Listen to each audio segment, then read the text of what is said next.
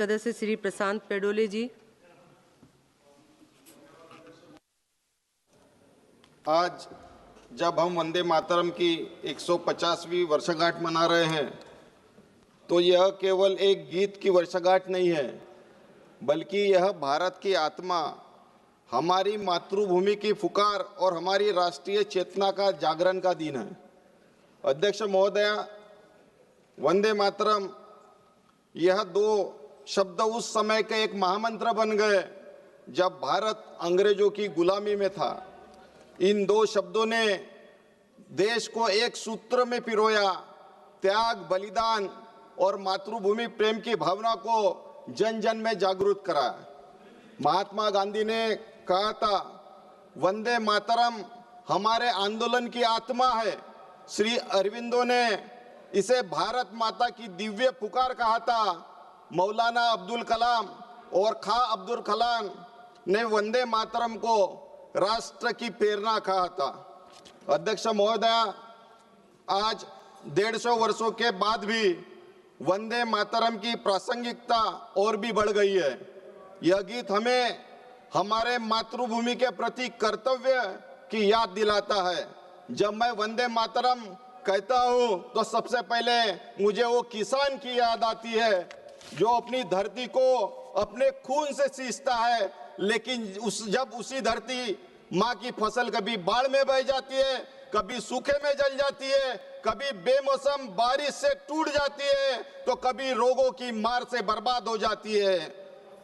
2359 रुपए into 16 quintal अगर एक किसान की आमदनी देखते हैं तो वो 37,000 से 38,000 होती है।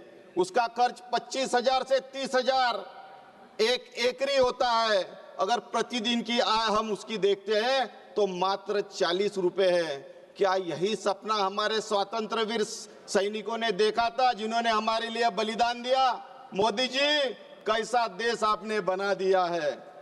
यह किसान अपनी बेटी की शादी नहीं कर पाता, अपने बच्चों की पढ़ाई नहीं कर पाता, अपनी पत्नी का बीमारी का इलाज नहीं कर पाता। जब सभी रास्ते बंद हो जाते हैं तो वह किसान उसी तरह से बलिदान करता है जैसे स्वतंत्रता सैनिकों ने हंसते हंसते फांसी का फंदा पहन लेते थे।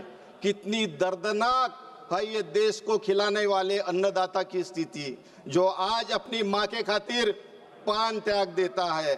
अगर आज वंदे मातरम को सच्चे अर्थों से जीना है मोदी जी, तो सबसे पहले इस धरती माँ के पुत्रों किसानों को बचाना होगा।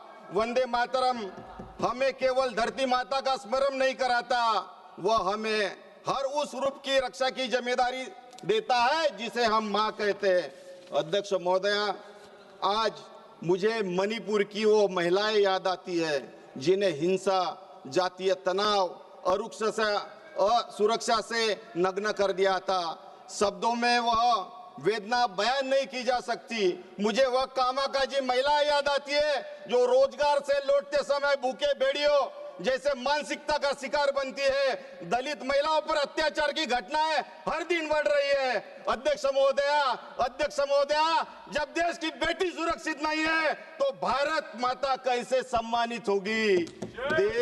जिस देश में माँ के दूसरे पुत्र दलित अपमानित होना पड़े, उस देश में वंदे मातरम का नारा एक खोखला लगता है। अध्यक्ष महोदया, इस समय देश की हालत ठीक नहीं है, बेरोजगारी का संकट बढ़ रहा है।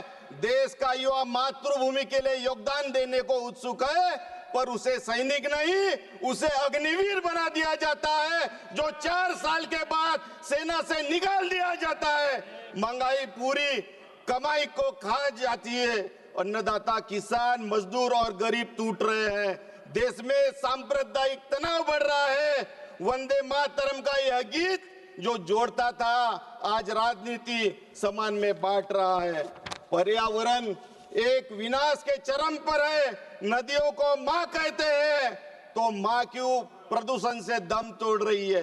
विकास के नाम पर धरती का माँ का अस्तित्व ही खतरे में डाला जा रहा है।